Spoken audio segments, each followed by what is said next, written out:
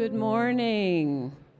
Please join me in our opening hymn. It is number 34 in your gray hymnal. The lyrics are on the screen. And rise in body and spirit, please.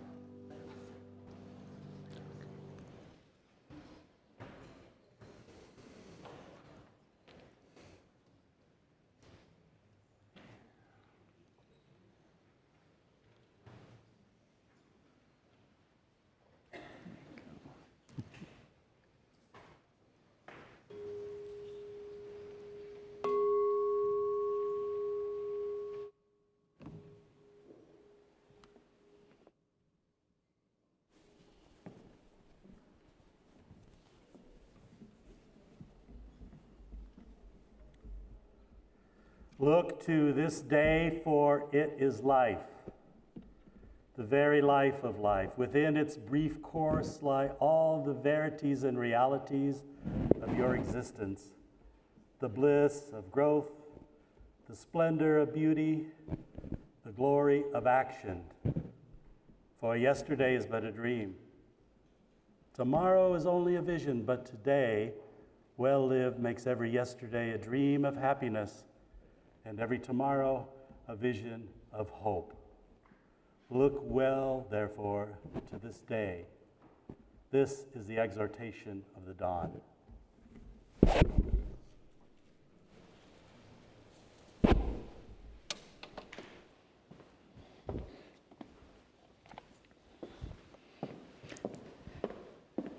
Good morning.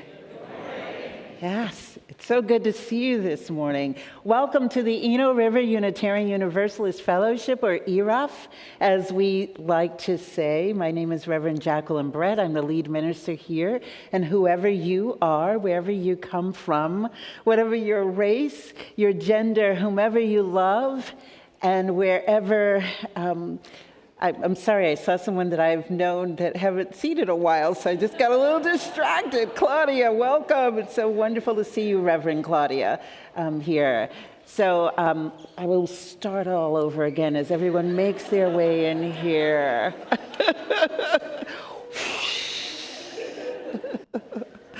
And we will say, whoever you are, wherever you come from, whatever your race, your gender, identities, whomever you love, and wherever you are on your spiritual journey or in your search for truth, meaning, and liberation, we welcome you in beloved community. If you're visiting with us for the first or perhaps even the second time, I invite you to rise in body or spirit so that we might give you an ERUUF welcome. And if you are on the live stream and have the chat available to you, put your name there so that we might welcome you there as well. Anyone visiting this morning? I invite you to rise if you are visiting this morning. Yes.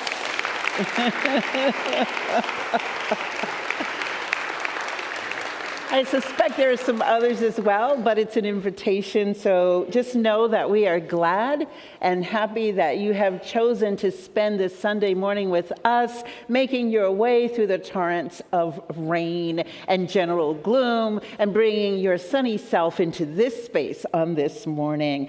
I want to give you a few announcements. For those of you who might have made your way through the front entrance to the sanctuary, to the left as you're walking in, we've had some landscaping work done. It was to correct some drainage problems we have, and now we have this beautiful landscape with pools of water in it from the rain. We will not be pumping water into this, but it's just wonderful to see how thoughtfully this was created so that on a day like this, we have these beautiful pools of rain. And we have the Eno River Fellowship Foundation to thank for their generous funding of this project and for our landscaping team that dedicates themselves to doing this work. And so we also thank them, and particularly Beth Harvat, who came in over this weekend and made sure there was not just rocks there, but also plants there. So thank you, Beth, for doing that. I want to remind everyone here that next week, May 12th, next week we begin one Sunday service. That is our summer schedule through September 1st. How many services do we have starting next week? One. What is the date next week? That's right. So spread the word, let people know, because surely there will be someone here at 9 and at 11 looking for service and wondering why we didn't tell them. It is in e-news. It's on all of the video, the screen rolls, but 9 o'clock start, at 10 o'clock, see there? Starting next Sunday, 10 a.m. I'll be there, I promise, I'll be here. All right. Also, take note, May 19th is our annual meeting. We hope all of you, anyone is invited to attend our annual meeting, but our members especially, we want you to be there. We have certain important votes to take, and our members vote at the annual meeting. So that is May 19th at 11:30. So the board is sponsoring some refreshments right after the 10 a.m. service, and it means that I have to end on time on that Sunday. And so there will be some refreshments, and we will have the annual meeting at 11:30 a.m.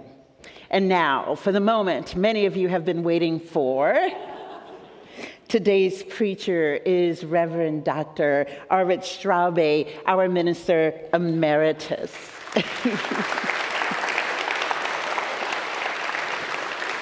For those of you who might not know, Arvid served ERUUF as senior minister from 1983 to 2004. He literally ushered in a new era at ERUUF when he arrived here. We were located at that time in North Durham, probably 100 and so members. He saw the phenomenal growth of this congregation into a large congregation. It was incredible. This building did not exist when Arvid and the congregation arrived here at that time. And so, there has been so much incredible landmarks and or milestones that Arvid brought to this congregation.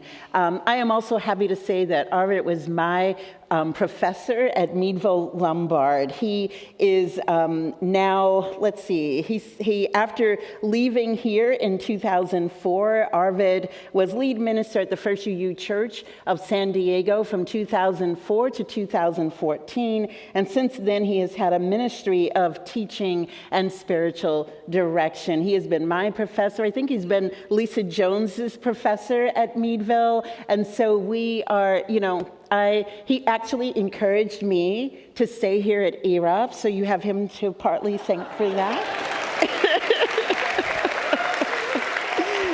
So anyway, it's so wonderful to have Arvid back, and he's always made himself available to me when I've had a question or a thought or or something. So, and I have appreciated that a great deal. So, we will move on to the rest of our service this morning because it is a very special day. It is our New Members Sunday. As I said earlier, we here at ERUUF are a community dedicated to the search for truth, meaning liberation, and also compassionate ways of living and being in relationship with one another and with the world. We have no creeds here. We follow many heart-centered and spiritual paths, joining in one faith, Unitarian Universalism, as we aim to realize our mission to transform lives by building a free and inclusive covenantal religious community of spirit, service, justice, and love. And so at certain points in the year, we celebrate the individuals who have made the decision to join ERUUF and become members of this fellowship. For some people, this is an easy decision to make, and for some, it is the first time in their life they have ever made a commitment to be part of a religious community. We've had 35 people who have chosen to become members of our congregation during the course of this year. This morning, we will recognize and enter into covenant with 15 of the most recent people who have made this decision. And so at this time, I officially introduce you to our new Director of Membership Development, Michael Gilbert Singletary. And I also ask Meg Cock, who is the chair of the membership team, to join us here as we recognize our new members today.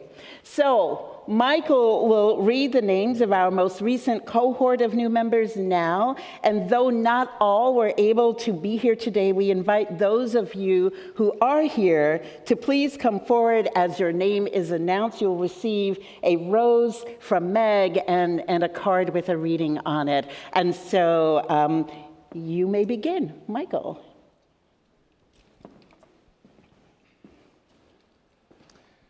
All right, we'll start with Michael Arvello and Diana Tercy. Please come forward.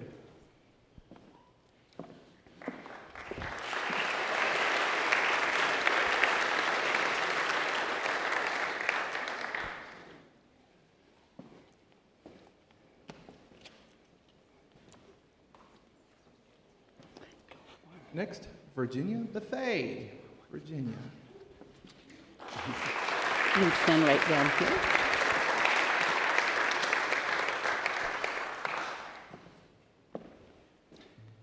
Elias Gross and Sarah Ward.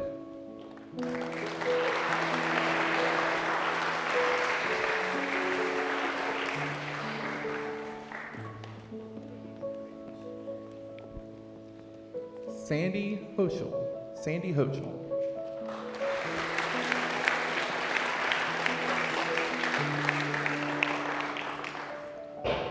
Evan Hughes, who I don't believe is here today, but we welcome him. Speak a little louder. Matt Coliani. Welcome.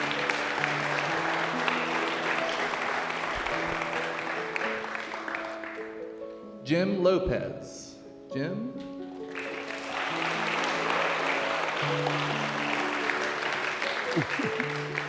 Stephanie Marcette. Stephanie.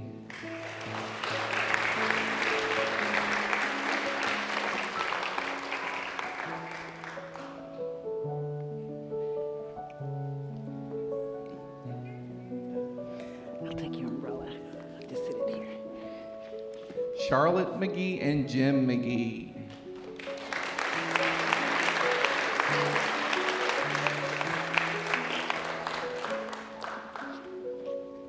Andy Smith and Robin Smith.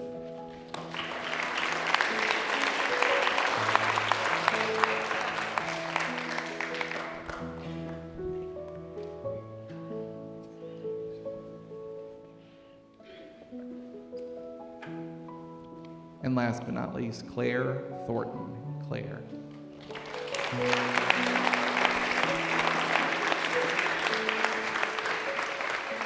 And Claire could not be here today either, but we welcome them as well.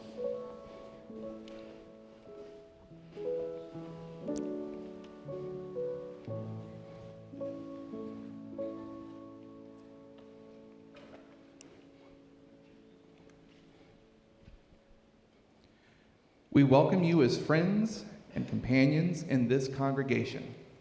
We are a group of diverse individuals bound together by our common needs and our common values. May you grow in your sense of belonging as you take your place among us.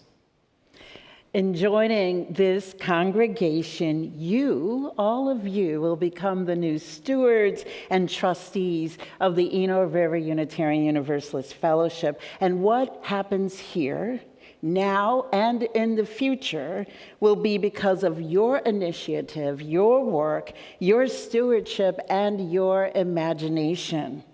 I urge you all to learn what you can about our tradition and to develop your own sense of who you are as a Unitarian Universalist. And I urge you always to bring here the passion of your dreams and your highest hopes. And with that, I welcome you. So, let us all affirm our bond of community that we covenant to make with our new members and they with us. So I invite everyone in the congregation to please rise in body or spirit as you are able. Meg Cock will lead our new members in their affirmation. You hold that in your hands, new members. And we invite all of our new members, both here and if there is anyone on the live stream, to join in saying the affirmation, which is on the sheet you've been given. And for those who are on the live stream, the words will appear on your screen. And so, Meg, take it away. And just join in with Meg. As members of the Eno River Unitarian Universalist Fellowship, we join in the covenant to affirm and promote the principles of Unitarian Universalism, accepting differences among us as opportunities for growth. We will contribute toward making this a vital and loving community. And so members of the congregation, your response will now appear on the screen. And wherever you are, whether here in this room or online, I invite all members and anyone present who wishes to do so to join Michael Gilbert Singletary in reading the words of welcome. We welcome you. We join with you in your quest and rededicate ourselves to the ideals of this community. Thank you. And John, if you would go to the next set of slides, and you all might want to take a look at this.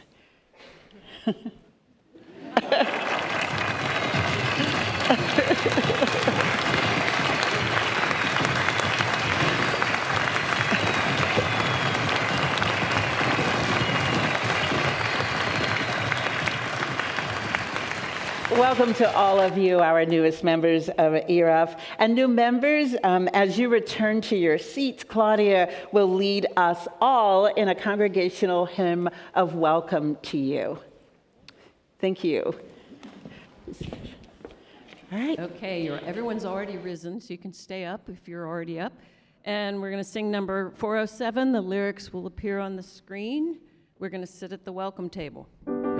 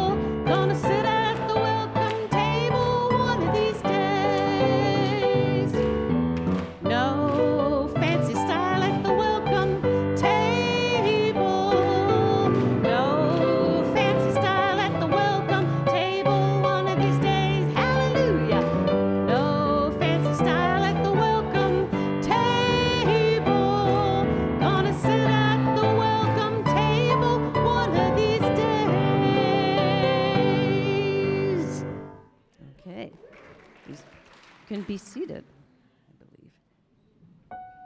believe.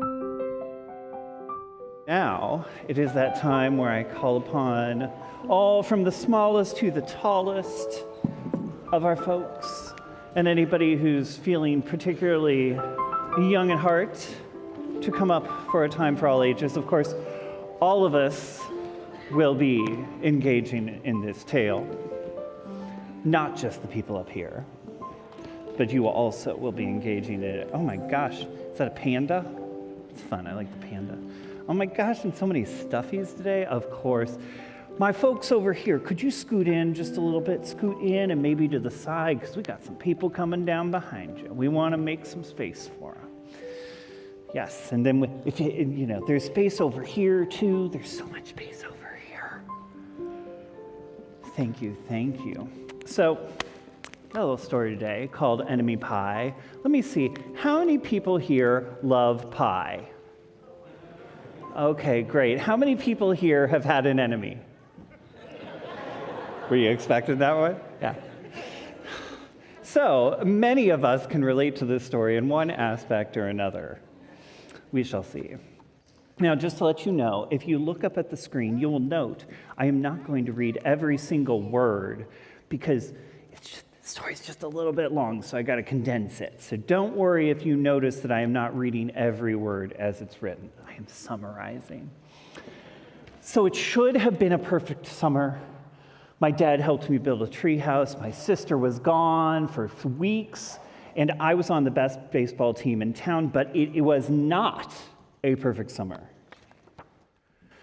It was all good until Jeremy Ross moved into the neighborhood right next door to my best friend Stanley, and I did not like him. He laughed at me when I struck out in a baseball game. He had a party on his trampoline that he did not invite me to, but he did invite my friend Stanley to. Scandalous. Jeremy Ross was the only person on my enemy list. I never had an enemy list until he came along, and so I posted an enemy list in my treehouse to remind myself that Jeremy Ross was my number one enemy, and he was not allowed to go there forever and ever. Now, my dad understood stuff like enemies. He told me that when he was my age, he also had enemies, but he knew a way to deal with them. He said, I will show you how to deal with these enemies. He pulled a really old recipe book off the kitchen shelf, and inside there was a worn-out scrap of paper with faded writing. My dad squinted at it. He said, enemy pie. You may be wondering exactly what is in enemy pie. I also was wondering what exactly is in enemy pie, but my father would not tell me anything about it. I will tell you this, enemy pie is the fastest known way to deal with an enemy. Now, what do you think is an enemy pie? Yeah? Worms, maybe? A pie full of yucky stuff? What do you think? Never mind? Well, you keep formulating. You might have an idea. Yes, what do you think? A thing with a pie with worms, plants, and like dirt. A pie with worms, plants, and dirt. Multifaceted pie. Lots of food groups, yes? Disgusting? Pie in the face? Onions, oh my gosh, we'll see. Now, I've had some delicious pies with onions, but maybe not this pie. So this got my brain working. What kinds of things would be in a pie for an enemy? And sure enough, I thought about some of the things you mentioned. I thought about dirt. I thought about rocks. I thought about worms. I even gave my dad the gum that I'd been chewing all day, but he gave it back to me. I guess I didn't figure it out what it was. So I went to play. I shot baskets until the basketball got stuck. I threw a boomerang that never came back to me because I am not good at throwing a boomerang, apparently. And all the while, I'm thinking about this enemy pie and smelling and listening for this horrible pie, when sure enough, I smell something really good. Now, this was confusing. Why would an enemy pie smell good? So I went in, and I asked my dad what was wrong. This should not smell this good. But my dad was smart. He said, if enemy pie smelled bad, your enemy would never eat it. And that's fair. So the buzzer rang, my father brought out the enemy pie, and sure enough, it looked like a plain old pie, but a plain old delicious pie, mind you. It looked good enough to eat, but I wasn't sure how it worked. What did enemy pie do to somebody? Did it make their hair fall out?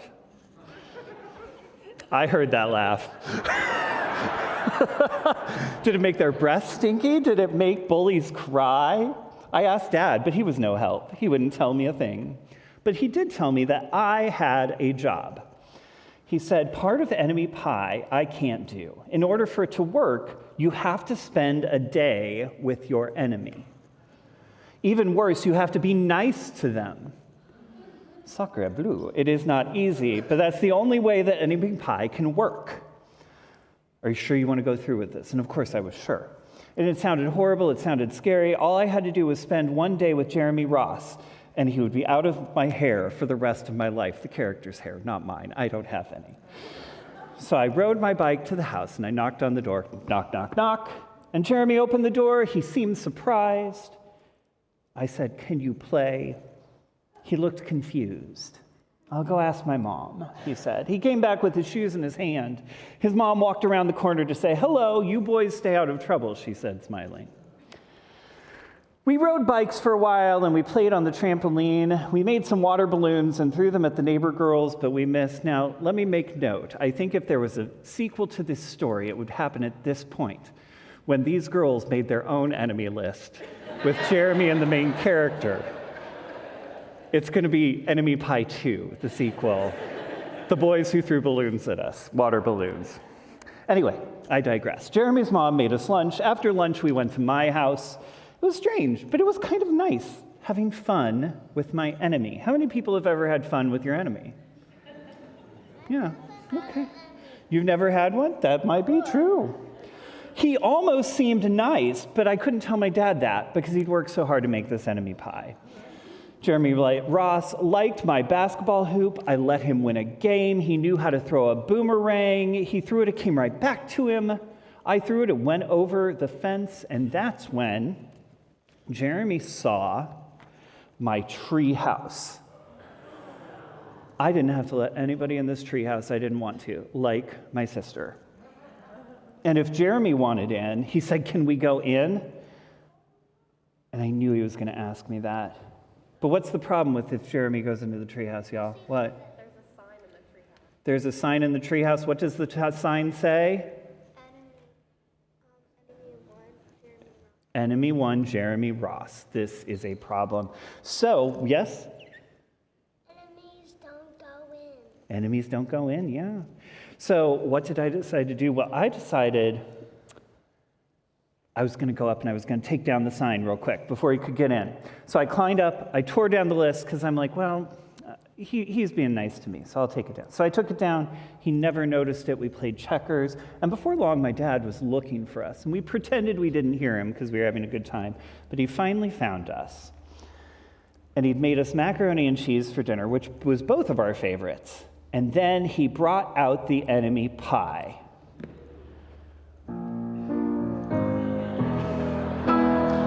And he cuts it into 8 slices, bloop, bloop, bloop, bloop. "Dad," I said, "it's sure nice having a new friend in the neighborhood." But Dad didn't seem to notice because I was trying to put him, but it's like maybe Dad thought I was pretending. Dad dished up 3 plates side by side with big pieces of pie and giant scoops of ice cream. He passed one to Jeremy. "Wow," Jeremy said, looking at the pie. "My dad never made pies like this." I was panicked. I didn't want Jeremy to eat enemy pie. He was my friend. I couldn't let him eat it. "Jeremy, don't eat it. It's bad pie. I think it's poisonous or something." Jeremy looked very confused once again, and then looked over at my dad, who'd already eaten half of his pie. Sure enough, he'd eaten the enemy pie. "Good stuff," he mumbled through a mouthful of pie. Dad was laughing, and then Jeremy was eating, and neither of them were losing any hair. It seemed safe enough, so I took a tiny bite. And it was delicious. What? Enemy pie makes them be friends, so you don't have to deal with them anymore. Somebody got the point, thank goodness. We're good, we got there. We got to the point. Read this book before? You've read this book before? I knew it. I knew somebody had. Now, after dessert, Jeremy rode his bike home, but not before inviting me over to play on his trampoline in the morning. He said he'd teach me how to flip. As for enemy pie, I still don't know how to make it. I still wonder if enemies really do hate it, or if their hair falls out, or their breath turns bad. But I don't know if I'll ever get an answer, because I just lost my best enemy. Now, I think this is also adorable because it's like Jeremy and our main character, they both kind of had to decide they wanted to try, right? Like, they both were trying here. Like, you know, who knows why Jeremy laughed in the beginning and didn't invite our main character? It didn't feel good to our main character, but they gave each other a chance. So with that, I'm going to invite us to continue our religious exploration today down the pathway and under the awning, and I'll see you in a moment.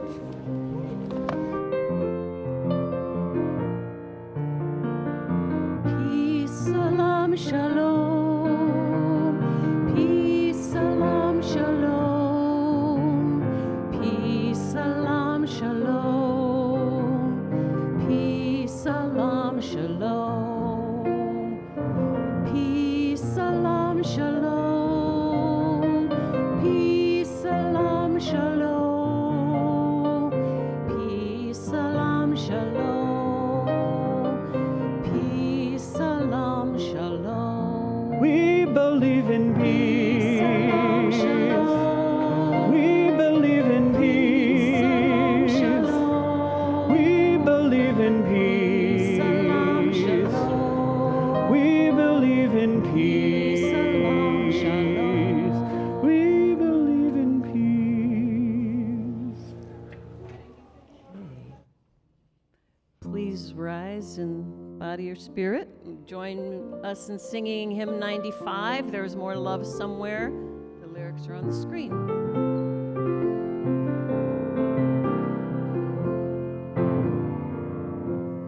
There is more love somewhere. There is more love somewhere. I'm gonna keep on till I find it.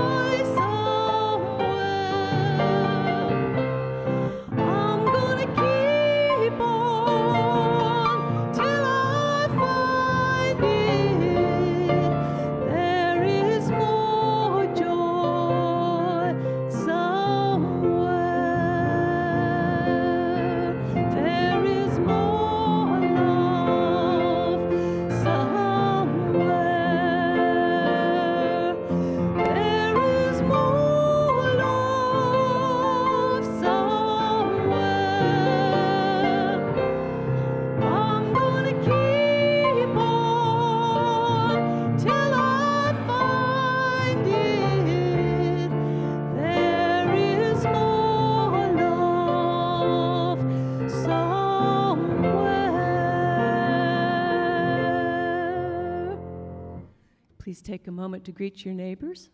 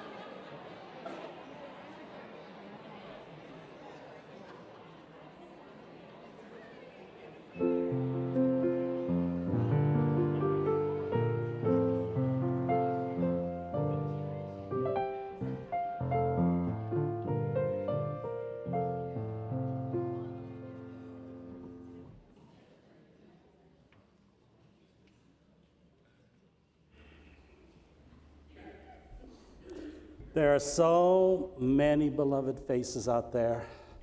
My heart is open. And I just love seeing the energy of this thriving community under the leadership of Reverend Jacqueline and her team. And I know this congregation has always had some of the best lay leadership of any congregation I know of. So I'm really happy to be here today. So I'm going to invite you, if you wish, to join in meditation from the Buddhist tradition, a loving kindness meditation. It's a version of that. So if you would like, you can close your eyes and pay attention to your breathing and the sensation of your breath at the center of your chest. So pay attention to breathing in and breathing out. And get in touch with your deepest yearnings and deepest longings. And send yourself wishes such as, may I be safe. May I be happy. May I be well. May I live with ease. May I be safe. May I be happy. May I be well. May I live with ease. And perhaps some of your own phrases that express your deepest longings.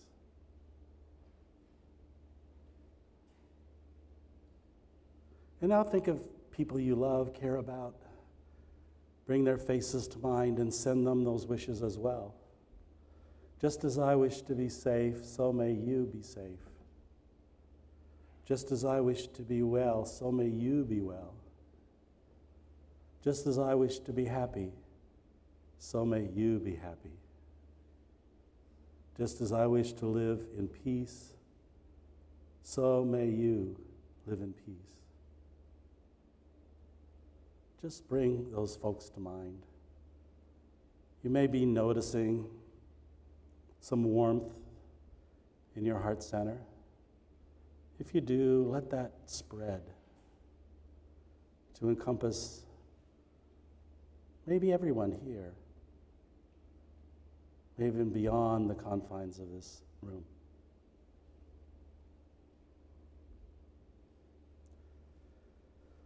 And now, maybe if you're willing, bring to mind a public figure that you don't like very much. Maybe not the one you despise the most, maybe the one you despise like the third one.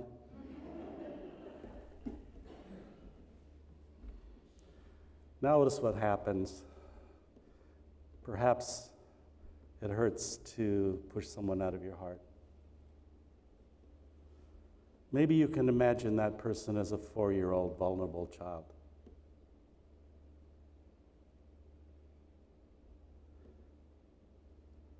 And you can send different wishes. May you heal from your fear and hatred and find a true way to be happy.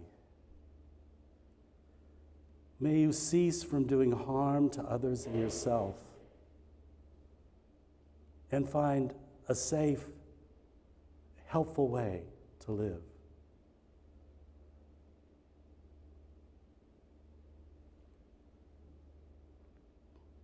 And now let that warmth, and it's okay if you're not feeling that, but let it spread to everyone here and beyond,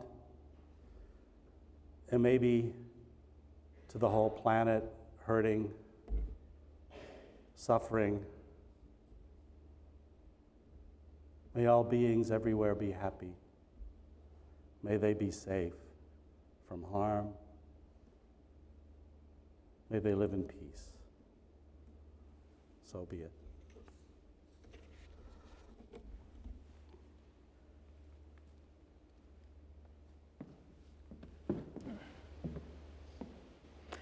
I invite you to join with me for a moment of prayer and contemplation.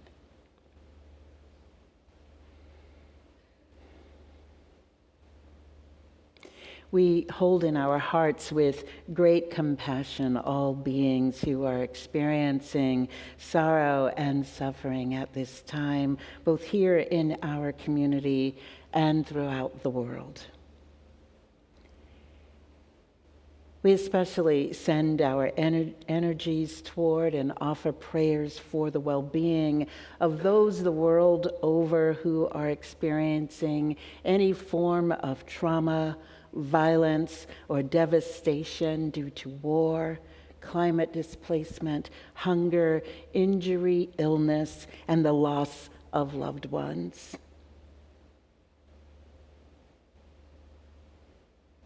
We pray and also offer our energies for the health of our planet that nurtures our lives. In these extraordinary times, we hold the heart of the world itself, knowing that there is more than enough for each one of us to do toward a better end, both our leaders and ordinary people alike. Our prayer is for us all.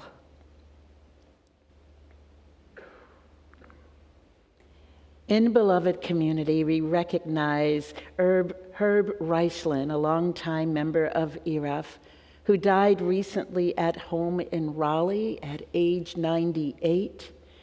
A memorial service will be held at the Springmore Retirement Center at 10:30 a.m. on May 26th, and a burial will be at Arlington National Cemetery at a later date. We send caring, compassionate thoughts to his family in this time.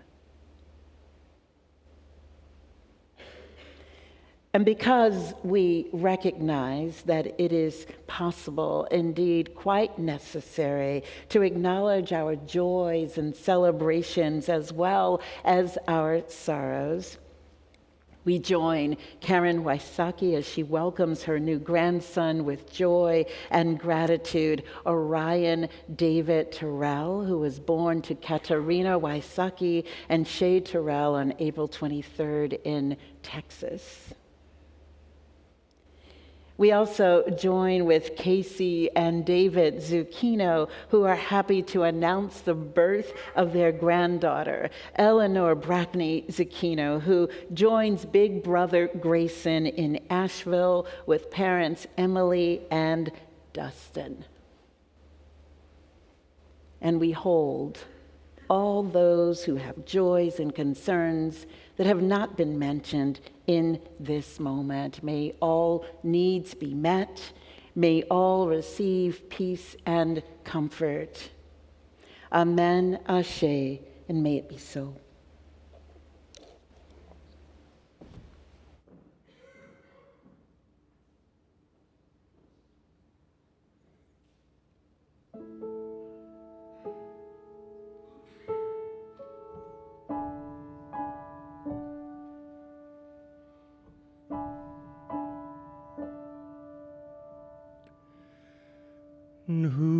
Whoever you are,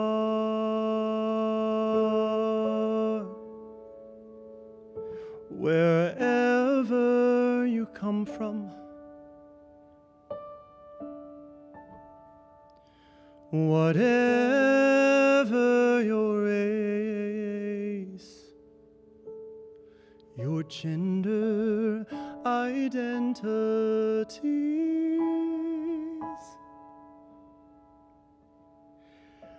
whomever you love, and wherever you are on your spiritual journey and on your search for truth, meaning, and justice, you're welcome here.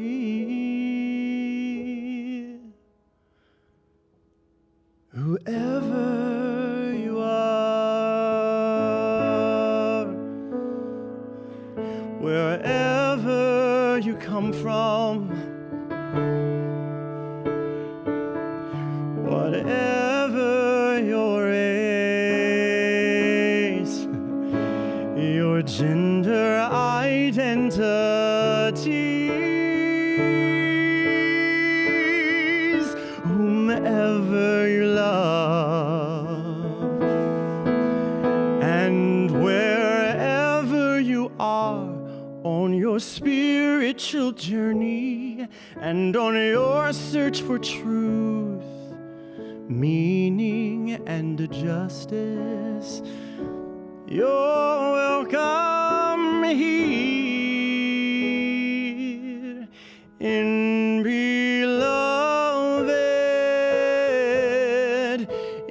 beloved community. We light the chalice, a flame of hope, peace, and liberty. You are worthy. It's in our nature to be received in all our humanity. We accept you with dignity. You're welcome here. You're welcome here. Yes, you're welcome here. Yes, you're welcome here. You're welcome here. Whoever you are, no matter where you come from, you're welcome here.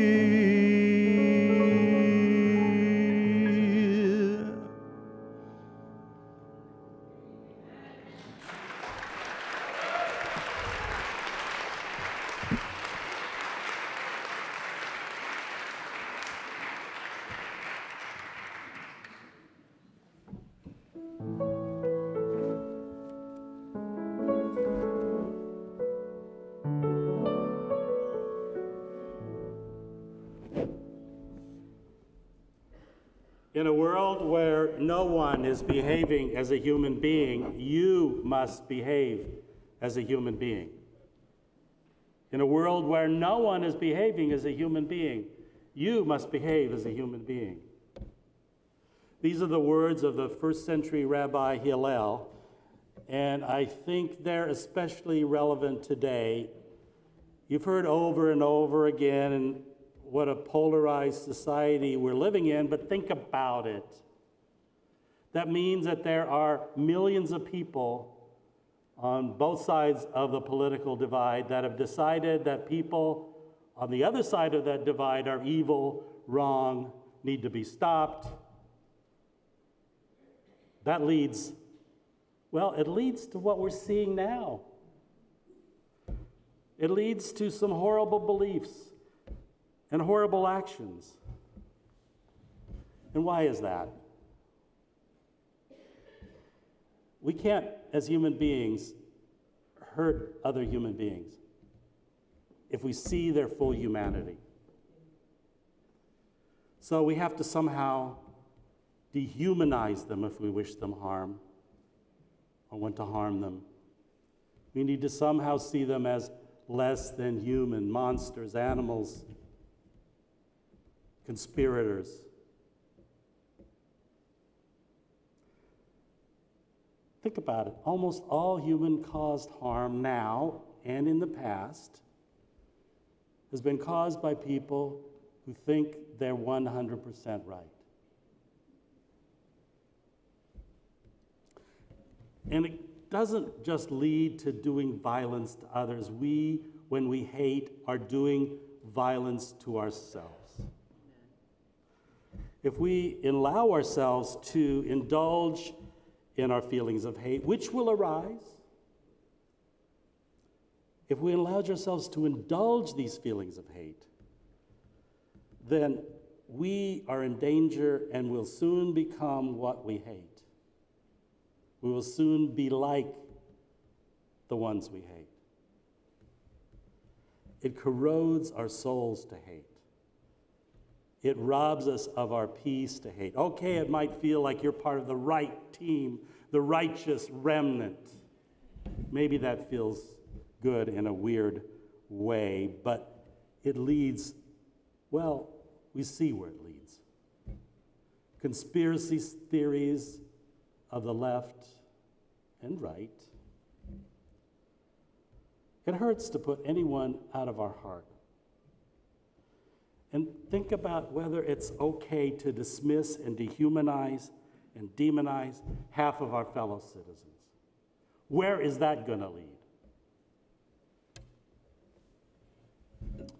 Alexander Solzhenitsyn was an activist who spoke and wrote against the oppression of the Soviet regime, and for that he was imprisoned in Siberia in concentration camps, the Gulag, under horrible conditions. Alexander Solzhenitsyn knows about evil. He wrote, "If only it were so simple, if only there were evil people somewhere insidiously committing evil deeds," and don't rethink that. "If only it were necessary to separate them from the rest of us and destroy them. But the line dividing good and evil cuts through the heart of every human being, and who's willing to destroy a piece of his own heart?" So, I'm just tired of seeing enemies everywhere. Maybe you are too. In a world where no one is behaving as a human being, you must behave as a human being. Our brains aren't a big help here, okay? You know, the part of our brain, the most primitive part, the most basic part that we share with like snakes and reptiles, you know, we react to threat. We see threat everywhere. And in our evolutionary heritage, we have what we call the negativity bias. Our evolutionary ancestors were able to survive because they were hyper aware of possible threats. So these are the most primitive parts of our brain. But also, we have as human beings developed and evolved the ability to care, to give, to see subtlety and altruism. And that's the part of ourselves that we can cultivate. That's what religious communities can help us do. Now, in Buddhism, ill will is something we need to guard against. That's wishing harm. It's a very clear definition on most of early Buddhism. It's wishing harm on someone else. That's ill will. You guys never did that. I did that. You know, I got so mad at certain public figures, and I have to admit that my biggest spiritual challenge of late has been not allowing those feelings of ill will scope. They arise, it's natural for them to arise, but to not let them have scope, to not let myself see those folks, however much I despise their actions, however much I despise their ideas, to dehumanize them, to not see them as whole human beings, to not wish them ill, to wish them well. Everyone wants to be happy. Some people are looking for happiness in the wrong places. You might not know that Donald Trump's mother abandoned him at 3. I'm just tossing that out there. There are also another problem, not just our brains, okay? Another problem is that there are people who are profiting financially from stoking our outrage and fear. It's a business model. It's a way for people to make money. So what happened, and it's what Arthur Brooks calls the outrage industrial complex. And there are practitioners at all levels of the political spectrum. So whenever you read something, hear something that makes you really angry and robs you of your peace, somebody's getting rich on that. Don't be a robot. Don't be a puppet. Reclaim your peace and integrity. I was at a meeting of ministers where the presenter was someone who had written a book about trauma-informed ministry. She is a trauma expert, and she talked about our brains can't tell the difference between observing a live traumatic event and one that's been filmed. So I don't watch the news anymore. I read it with skepticism, knowing that the awful stuff is going to make the headlines. And we're trying to remember that change happens, but it's slower. In a world where no one is behaving as a human being, you must behave as a human being. Let me tell you the story of Megan Phelps Roper. Maybe some of you have heard her TED Talk. Her grandfather founded the Westboro Baptist Church. And if that doesn't ring a bell, this is the church that would picket funerals of fallen military people with words like, "Thank God for dead soldiers," "God hates fags." And the reason they did that was because they thought that God was punishing America for even tolerating gay people, trans people. This was God's punishment. They were even going to picket the funerals of the Sandy Hook victims.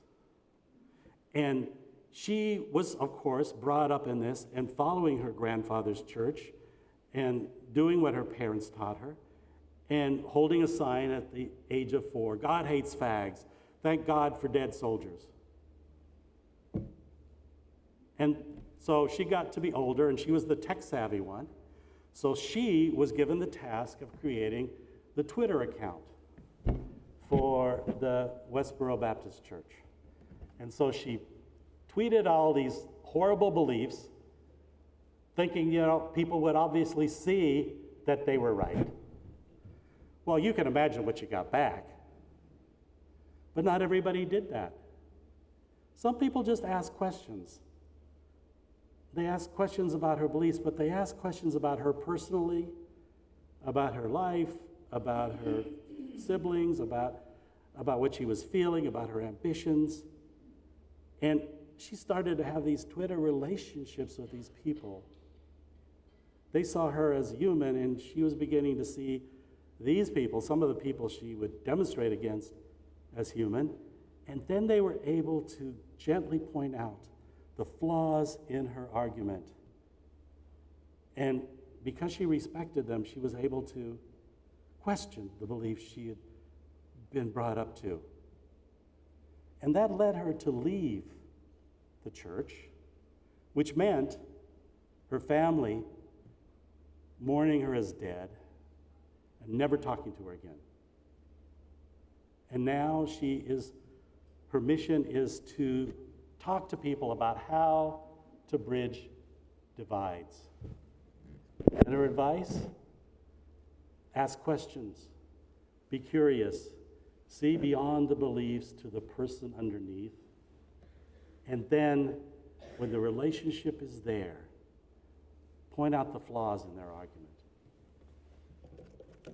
See what you have in common. So, here's the problem with what I've said so far.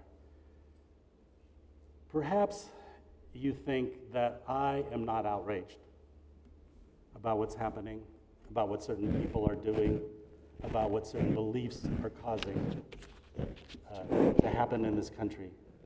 I assure you, I am. I'm not indifferent to the white supremacists. I'm not indifferent to the warmongers and to those who help them. I'm not indifferent to lying politicians, and I'm not indifferent to those who would undermine our democracy.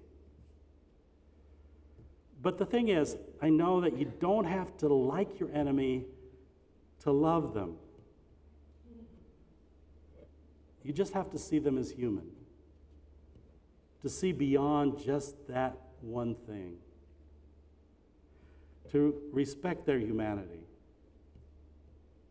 You can despise everything they do and intend if you want, but not, and this is the point, not wish them harm, not indulge those feelings of ill will. To recognize maybe even that some of the arguments on our side may turn out to be wrong. Remember, it's a danger to think you're 100% right. The civil rights leader, James Baldwin, said, "It began to seem that one would have to hold in mind forever two ideas which seemed to be in opposition. The first idea was acceptance. The acceptance, totally without rancor, of life as it is, and people as they are. In light of this idea, it goes without saying that injustice is commonplace, but this does not mean that one should be complacent. For the second idea of equal power, one must never in one's own life accept these injustices as commonplace. One must fight them with all one's strength. This fight begins, however, in the heart. And it has now been laid to my charge to keep my own heart free of hatred and despair. It has now been laid to our charge to keep our own hearts free of hatred and despair. In a world where no one is behaving as a human being, we together must behave as human beings. Amen, and may it be so.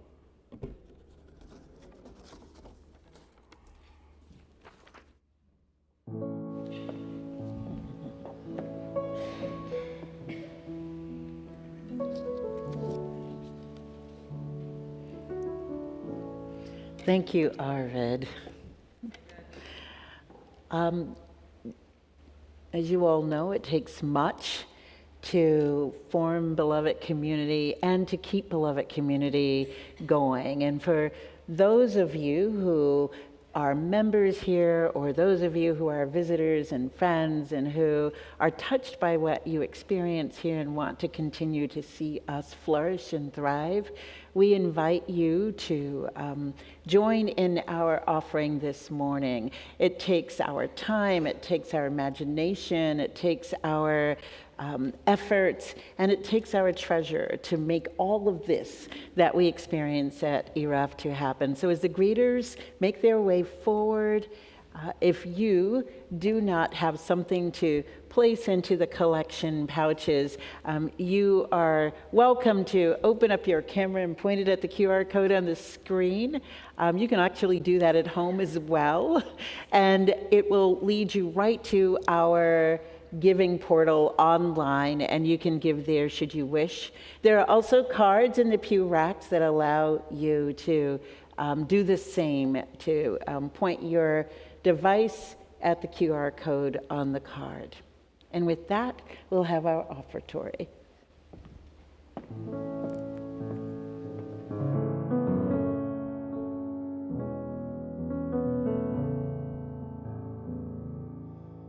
And And I am open, and I am willing for to be hopeless would seem so strange. Won't dishonor those who go before us, so lift me up to the light of change. There is a hurting in my family, there is sorrow in my town. Have you heard the panic all across the nation? There is a wailing the whole world round. But I am open, and I am willing for to be hopeless, which seems so strange. I won't dishonor those who go before us, so lift me up to the light of change. May the children see more clearly, and may the elders be more wise. May the winds of change caress us, even though they burn our eyes. But I am open, you know it, and I am willing for to be hopeless, for to be hopeless. What seems so strange, what seems so strange. I won't dishonor those who go before us. So lift me up, so lift me up to the light of change, the light of change. Give me a mighty oak to hold our confusion. Give me a desert to hold my fears. Give me a sunset to hold our wonder. Give me a sunset to hold our wonder, and give us an ocean to hold our tears. 'Cause I am open, and I am willing. Are you willing? For to be hopeless would seem so strange, would seem so strange. Won't dishonor those who go before us, those who go before us. So lift me up to the light of change.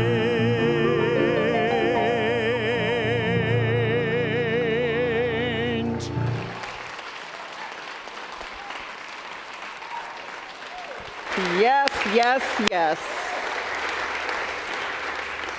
Yes, we express our great gratitude for all the gifts of beloved community, the gift of music. Thank you so much. Thank you so much, Johan and Claudia and Kate, for the music you have brought to us on this morning.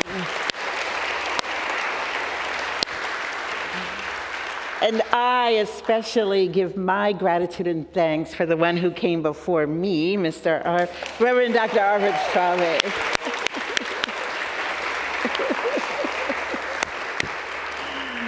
And with that, we'll have a closing hymn. And I should say this, that rather than having Arvid wait at the receiving line and jam up the place with all of you who are dying to speak with him, Arvid is going to meet you all over in the fellowship hall where you can have some time to talk with him. And so, Claudia? Our final hymn is number 1017 in your teal hymnal, Building a New Way. and you're rising in body and spirit.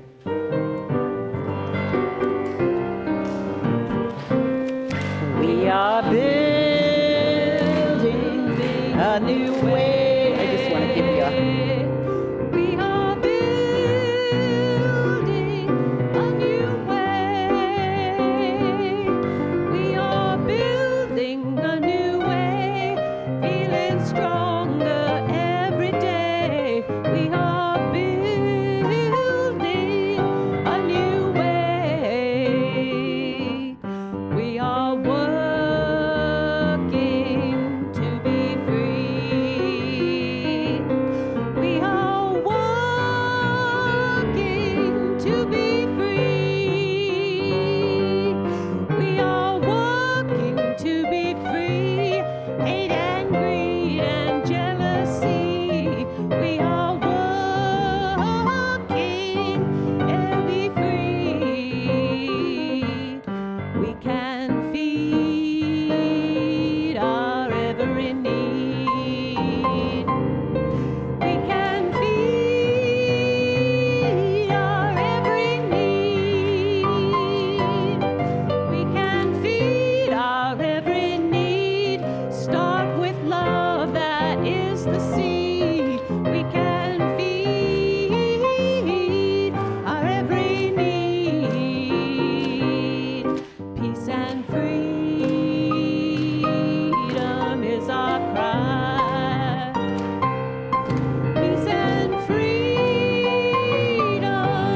is our cry. Peace and freedom is our cry. Without these, this world will die. Peace and freedom is our cry. We are building a new way. We are building a new way.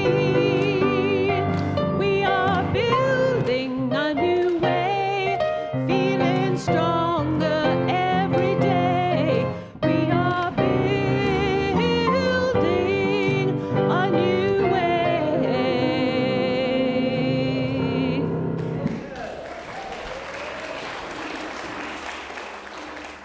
My deepest blessing to all of you and to this community.